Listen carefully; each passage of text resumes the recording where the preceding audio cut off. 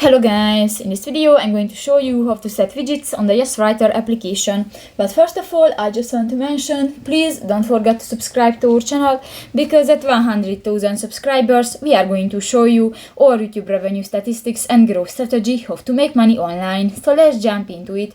First of all, open the application on your device. So that's the home screen and you can find different buttons. You just go to the lower bar and tap to the last option, the My at the lower right corner.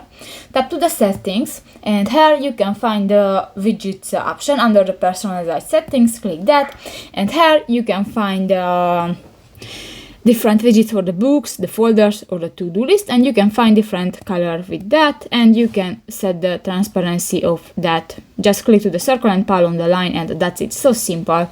So that's pretty much it for this video guys. See you in the next one. Bye bye.